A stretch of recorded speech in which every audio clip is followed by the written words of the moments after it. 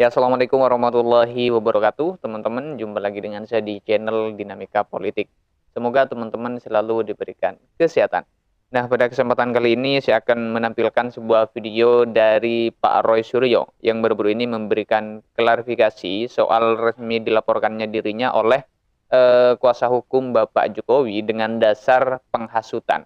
Nah, tentunya dari hal ini Pak Roy Suryo dengan senang hati ya menerima, namun di sisi lain Pak Roy Suryo meminta agar bagaimana Bapak Jokowi melaporkan sendiri ke pihak pengadilan dengan dasar penghinaan atau pencemaran nama baik. Waduh. Namun yang menjadi pusat perhatian lagi bagaimana Pak Roy Suryo ini dalam klarifikasinya menyebut-nyebut nama Bapak Prabowo. Waduh. Nah, sehingga dari hal ini masyarakat berasumsi bahwa katanya seakan-akan Pak Roy Suryo ini mulai meminta perlindungan terhadap Bapak Prabowo. Waduh, kayaknya mulai panik sih si Abang Suryo ini ya. Nah, oke, tanpa perlu berlama-lama dan tanpa perlu banyak basa-basi, langsung kita tonton videonya. Lucu. Kami berempat ya, saya, Dr. Rismon, Dr. Tifa, dan juga Pak Rizal Fadila itu akan dituntut dengan pasal 160 KUHP, di mana itu adalah pasal penghasutan ya. Ini benar-benar lucu. Nggak apa-apa ya, kalau pasal yang dulu memang pernah sukses digunakan untuk melakukan kriminalisasi terhadap salah satu ustadz waktu itu sukses. Tapi waktu itu memang ada kekuasaan atau ada rezim yang memang mungkin dilawan oleh beliau ya gitu, dan sukses. Tapi sekarang kita buktikan saja nanti apakah Presiden Prabowo masih akan membiarkan anak-anak bangsanya yang kami ini sebenarnya ingin mengungkapkan kejujuran dengan ilmu pengetahuan dan teknologi. Jadi ini pure science ya, untuk membuktikan kepalsuan skripsi dan juga kepalsuan ijazah, kok malah mau dipidanakan dengan pasal penghasutan ya. Jadi kami siap ya berempat untuk menerima tantangan ini. Dan terima kasih untuk warga masyarakat ya, baik itu lawyer, profesor, guru besar, sivitas akademika, dan juga masyarakat termasuk ulama yang telah memberikan dukungan kepada kami. Dan sekali lagi, tidak perlu ada sumbangan apapun ya gitu, nanti malah dimanfaatkan oleh orang-orang yang tidak berhak.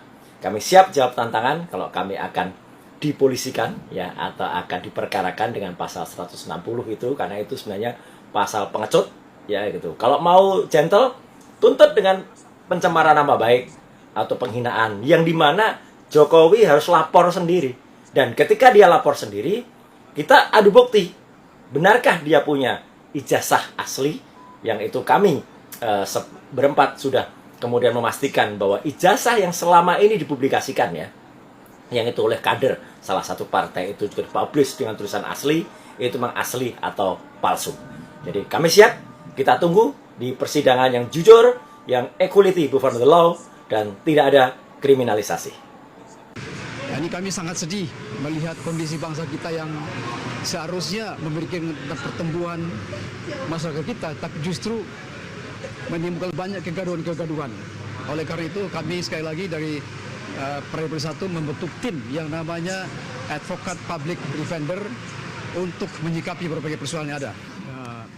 Kita coba melaporkan mengenai dugaan penghinaan, hasutan, dan juga membuat gaduh. Jadi ada beberapa pasal yang kita akan coba nanti tergantung di dalamnya kemukakan, tergantung pada nanti penyidiknya, yang mana yang pasal yang lebih tepat. Tapi kami sebagai warga negara yang baik, kami ingin menyampaikan perasaan kami bahwa kondisi ini tidak bisa dibiarkan. Kalau kita biarkan terus ini, masyarakat kita akan dirugikan. Kita datang pada hari ini untuk melaporkan oknum-oknum tertentu. Siapa aja Pak yang melaporkan? Bocorannya. Oknumnya inisial aja ya. Inisial aja ya. RS. Inisial aja dulu. RS sama Salah satu dokter. Dokter palsu juga kan? RS. Dua-duanya RS ini. Dua-duanya RS. RS 2 Ya. 2 T. Kemudian sama dokter T. Dokter T. Ya. Ya. Ada tiga orang. Ya elah, dia lagi. Roy Suryo, Dr. Tifa. Kenapa sih kalian tuh? Beredar di media sosial, Roy Suryo dan Dr. Tifa ini lagi gencar-gencarnya ya menyatakan bahwa ijazahnya Pak Jokowi ini palsu. Polsa palsu, polsa palsu. Khusus buat Pak Roy Suryo, emang nggak kapok-kapok? Tempo hari di borgol-borgol itu nggak kapok Pak Roy Suryo. Tuh kan, udah dilaporkan di Barreskrim kan atas dugaan penghasutan. Sekarang ngomongnya soal pelaporan itu kita senyum-senyum aja. Nyebut equality before the law.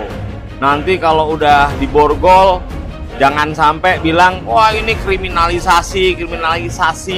Pak Roy Suryo, untungnya apa sih buat Anda? Gak habis pikir gua, gak capek-capek. Untungnya apa buat Anda Pak Roy Suryo? Pak Jokowi ijazahmu, itu orang gila lah. Bukan ijazahnya yang palsu, otakmu yang palsu. Sebenarnya boleh kasih seseorang itu meminta kita harus memberikan ijazah palsu, Bang, secara hukum nih, Bang? Tidak ada haknya.